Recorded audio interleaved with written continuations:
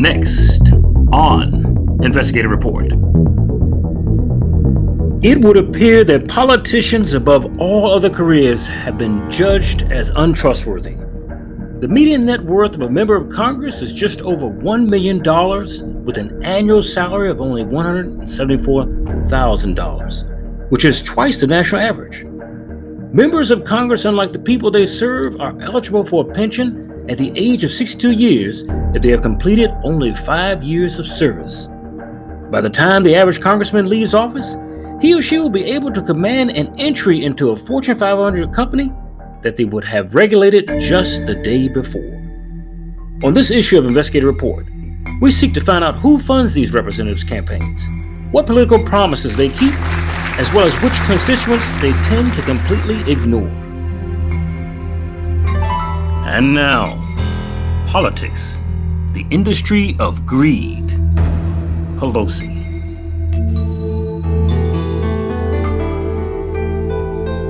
San Francisco, referred to as the City by the Bay, famously known for the Golden Gate Bridge, cable cars, the trendy zigzags of Lombard Street, and the 12th District stewardship of Speaker of the House, Nancy Pelosi. But over the last decade, this town has come to be feared for less attractive tourist destinations. Under the careful watch of the Speaker of the House, parts of the 12th are avoided. Not because they're beautiful, but because of rampant open-air drug use, an ever-increasing crime rate. A crime rate that has left city officials baffled on how to protect its local merchants and tourists simultaneously. And finally, the over 50% increase in the homeless population.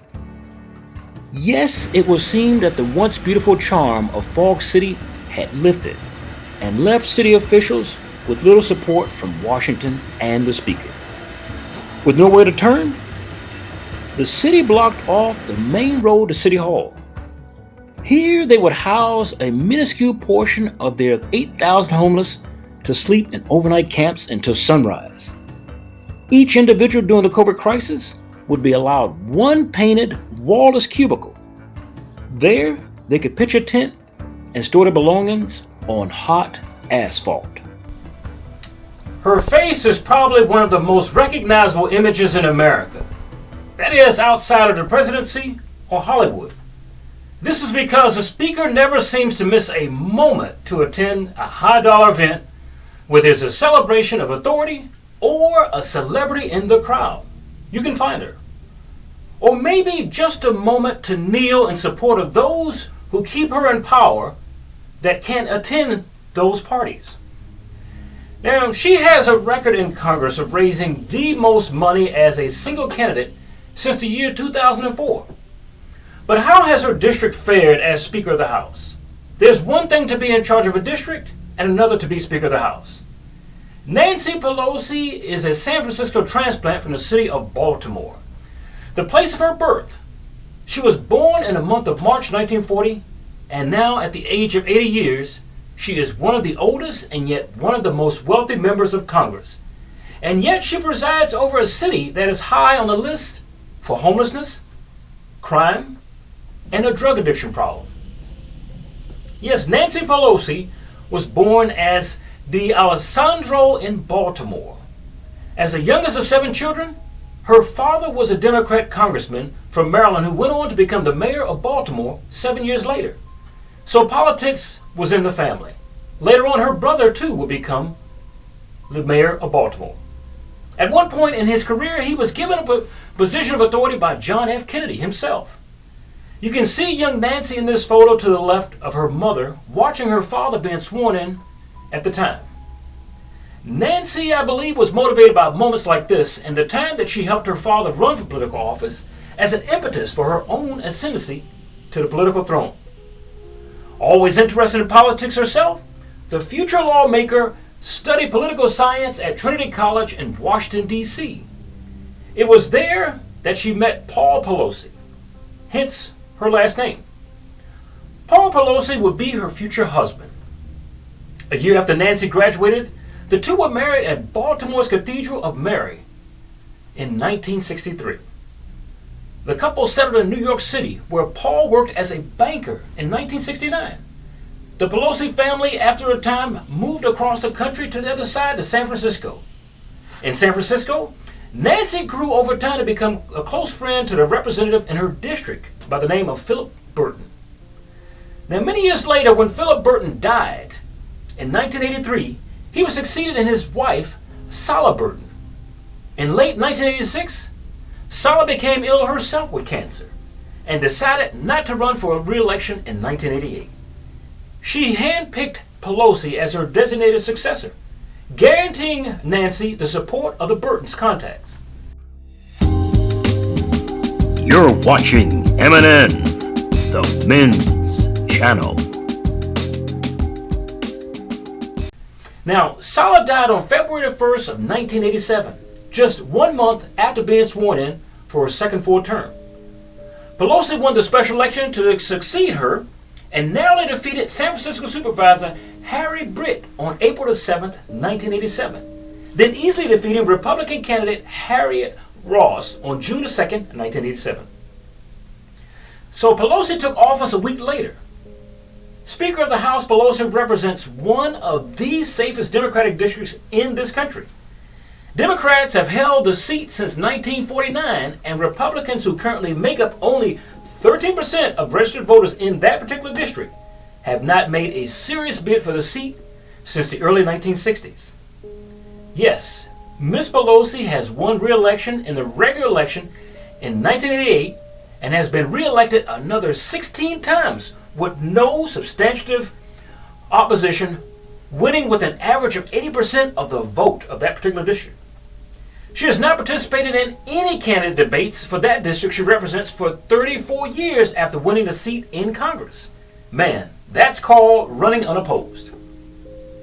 Now, the Speaker is clearly a woman who knows that she has the reins on political power in San Diego, in San Francisco, and in Washington, D.C. It was only during the last election cycle in which she faced strong opposition for her 12th district seat. Yes, for the first time in 34 years. Now, the strongest challenge Pelosi faced in 2020 was when fellow Democrat Shahid Buttar won 22.4% of the vote, and that was enough to scare her. And Pelosi won 77.6%. But it would seem that the handwriting was on the wall for the aged House Speaker as her own party grows tired of her leadership. Ahead of the 116th Congress, which was the last one, Pelosi cut a deal with a handful of members threatening to vote against her for Speaker on the floor. So they no longer wanted her as Speaker. So they wanted to put term limits on her. Now, to win their support, the California Democratic agreed to allow the caucus to vote on proposed term limits for the top 3 Democratic leaders and to abide by the proposal herself. Now, regardless of whether it was adopted by the members. Yes, Speaker Pelosi on this year, 2021, reaffirmed a pledge she made to the House Democrats 2 years ago that she would give up the gavel after the 117th Congress. But never a moment too soon for them. But this is as much as being forced out as it is an ascendancy to her chosen retirement on her own time. Not only has the controversial Speaker enjoyed the ride over 3 decades in Washington, D.C., but it would seem that she has enjoyed the wealth of connectivity that has brought her. Now, that goes back to her mother always told her, make sure you socially network. And for years she has socially networked. Currently, the Speaker's net worth is $114.7 million. And then we add in other wealth opportunities of her husband, Paul Pelosi. Mr. Paul Pelosi Sr. was born the same year and 1 month apart from his wife Nancy on April 15th, 1940. Paul is an American businessman who owns and operates Financial Leasing Services Incorporated, which is a San Francisco-based real estate and venture capital investment firm in that particular town. Now, in addition, Paul was a one-time owner of the now defunct Sacramento Mountain Lions of the United Football League. And if you remember, that football league did not stay around for too long. Now, Pelosi founded and runs the venture capital firm Financial Leasing Services, through which he and his wife Nancy Pelosi have amassed a personal fortune. Now, Paul recently made headlines concerning political figures who trade on insider information when he bought up a big chunk of rather large size of Tesla stock Now, if you know the company Tesla, they make electric vehicles. Now, we only know that Paul did this because by law, Nancy had to release this information in a financial disclosure dated January of this year. But that still didn't stop public doubt that Paul's $1 million bet on Tesla and Tesla's future success would raise some eyebrows. Why? Since Nancy's position as one of the members of Congress could influence the passage of bills that incentivize consumers to move away from gas vehicles and diesel-powered vehicles to electric vehicles. It would seem that Tesla, an electric vehicle company, could stand to benefit from such initiatives. And now, so would Pelosi's. You're watching MNN, the Men's Channel. Paul is a seasoned investor who held or is holding shares in Apple, Disney, Comcast, and Facebook. He also owns several properties in California, including a Northern California estate and vineyard on the banks of the Napa River. And that is some pretty expensive property. Now, House Speaker Nancy Pelosi's husband cashed in on big tech just as Congress was set to pounce. So just before, this is why it led to them believing about inside information. Now, the week before, the House Judiciary Committee voted on resigning, and reining in big tech Speaker Nancy Pelosi's husband exercised a bullish bet on Google's parent company, Alphabet, in a timely transaction that netted him $5.3 million. Now, the antitrust bill was advanced as a push by the government to curb the unregulated power of big tech firms like Google, Amazon, Apple, and Facebook. You would have to know that in advance. Now, it was the final part of a 6-part package called Ending Platform Monopolies Act. Now, this aimed at restricting how big tech companies offer their products to ensure they don't use their size to dominate the market and kill other smaller industries in competition. The government learned that when it broke up AT&T. Now, the Pelosi family has estimated their net worth to be between $43 million and $202 million. Their total net worth could be higher or lower based on the value of their real estate assets and stock investments, and now possibly the success of Tesla. But Nancy knows her way around power and wealth, and it is no slouch when it comes to raising money to influence the halls of power in Washington and the halls of power in California.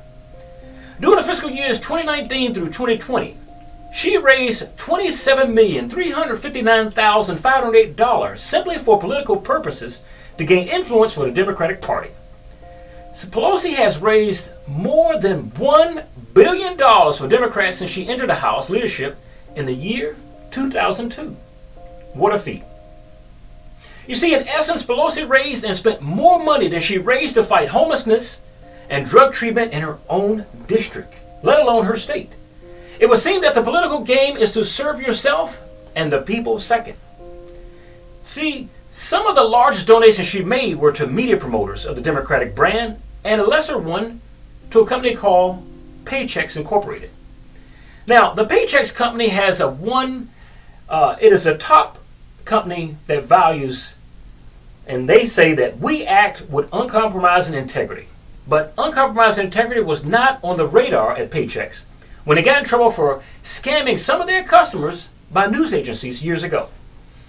Now, in the year 2008, the Los Angeles-based company was accused of a nationwide embezzlement scandal in which they stole tens of billions of dollars from small and medium-sized businesses in a deliberate and lucrative fraud by embezzling small sums and claiming, when caught, that the withdrawals were merely innocent mistakes. Yes, it would seem that big business makes innocent mistakes. Now, that was named in a federal class action lawsuit. Now, during the last election cycle, the company Paychex, top official, seemed to have a fire sale when it came time to cashing in on their own private stock. So once again, the same company is leading in advance, would seem by inside information. The Vice President, John B. Gibson, sold 14,227 shares of Paychex stock on October the 8th of 2020 at an average price of $82.18. Chief Learning Officer for Paychex Secretary Stephanie L. Schaefer sold 63,000 shares of Paychex stock on the same day at an average price of $81.94. Now finally, the CEO and president of Paychex, Martin Mucci, sold 50,000 shares of stock 4 days later after it hit a new high at an average price of $83.11. The price of stock has increased by 0.07 cents. Since then. Now, Ms. Pelosi's largest expenditure is a lobbying firm headed by Sarah Moe, known as Sapphire Strategies. Now, during the 2019 and 2020 political season, she spent $9,263,821 with this company. The PAC agency owns ethos as having your voice heard at a federal level is not as easy as it once was. They said it is our constitutional right to petition our government, and Sapphire Strategies is here to help. After years of experience, the adage is true, Sapphire says.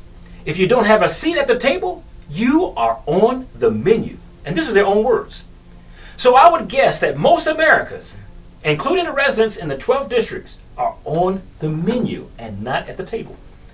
So let's talk about 3 groups that have been placed on the menu and the report card written in Congresswoman's district, starting with poverty. So as a congressperson, when she leaves, she won't be judged just by speakership, but by her district. Now, in America, the current poverty rate in 2021 is 13.7%, meaning that about 1 in 7 Americans may have annual family resources below the poverty threshold. In Pelosi's district, that number is 11.1%. But before you think that number is a positive, let us look at what it was when she first took office over the speakership. Now, I'll compare back then and now. The Bay Area poverty rate in the year 2013 was 11.3%, which was similar to what it is today. And for a speaker who claims to care so much about children, you couldn't tell by her report card. In the city of San Francisco, children have the highest rates of poverty. When she assumed her speakership in 2013, just over 1 in 7 of the Bay Area's children lived in poverty. 1 in 7. The Bay Area's poor children live in pockets of poverty within that particular district. Now, while the rate of poverty among children in the Palo Alto Unified School District is just about 4.2%, it is 27.9% in Oakland Unified School District. You see, big difference. Now, poverty rates among school-aged children are generally highest in Alameda and Santa Clara counties, and along the I-80 East-West corridor. What a record. And poverty in the Bay Area, despite being one of the world's wealthiest regions, there were 829,547 people living in poverty in the Bay Area in the year 2013. And this is just over 11.3% of the region's total population. Now, the Bay Area poverty rate is in comparison to a historical average in the region during the early part of the last decade. Poverty in the Bay Area hovered around 9%. So even the time that she's been in office, poverty rate in her district has increased. An estimated 10% of the San Francisco residents were in poverty in 2018. Older residents, those 65 or older, are more likely to be in poverty than age groups that are younger. And poverty rates also vary by race and ethnicity. Most notably, African American residents experience poverty at nearly 3 times, yes I said it, 3 times the average rate. For a woman who cares about women, women still experience poverty at a higher rate than men, which is shocking, like I said, for a speaker who claims to care about women's issues. She always brings that to the floor. Now, we see how the speaker fares on poverty. But what about crime over the duration of her tenure? That she is to be judged upon. Now, in the city of San Francisco, the increase in reported crime was particularly notable as California as a whole saw drops. They saw drops, as did the Golden State's largest cities, including Los Angeles, San Diego, San Jose, Oakland, and Stockton. 2 large cities that have among California's worst crime rates also saw improvements between 2012 and 2013, according to figures released by the FBI's Uniform Crime Report. Now remember, Pelosi has been in office since the year 2008. So, in San Francisco, the rate of reported rapes rose by 47%, aggravated assaults 23%, and robberies 18%. This time period may have been the beginning of her speakership, but she had been in office since 1987. But if those were 2013 numbers, what would you expect for a person who is at the pinnacle of their 3rd position of authority for the United States of America? Behind president, you have vice president. Behind vice president, there's Speaker of the House. Now, I give you the fiscal year numbers in her district. Violent crime projections, 6,173. Property crime projections for that same time period, 48,118. Violent crimes, 5,854. Property crimes are largest, 47,990. And what of drug use, which seems to follow crime? Now, at the beginning of her speakership and after many years of her being in office, unopposed in 2013, there were already updated drug abuse trends and emerging patterns for one.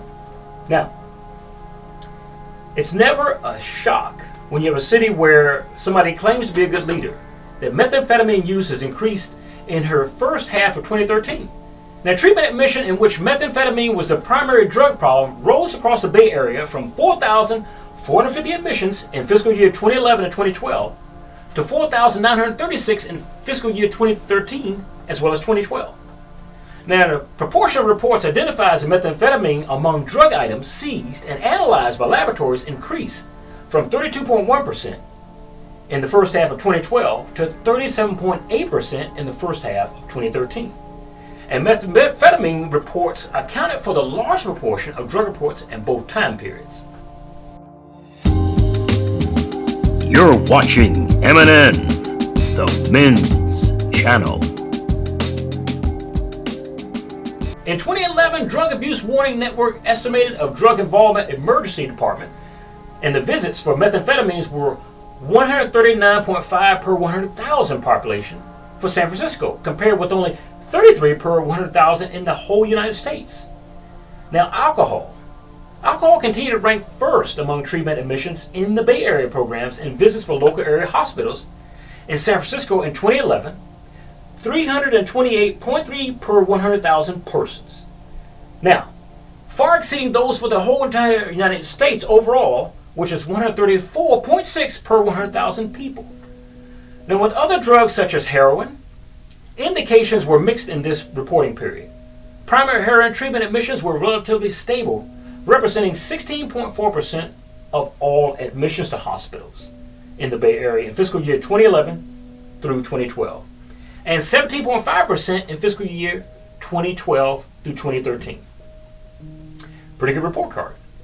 You see, equal proportions of 18 to 25-year-olds and 26 to 35-year-olds show the highest admission proportions for heroin as a primary drug problem among age groups. San Francisco rates of heroin involve ED visits, were low relative to U.S. rates 40.7 and 83.0% out of 100,000 people, respectively in 2011.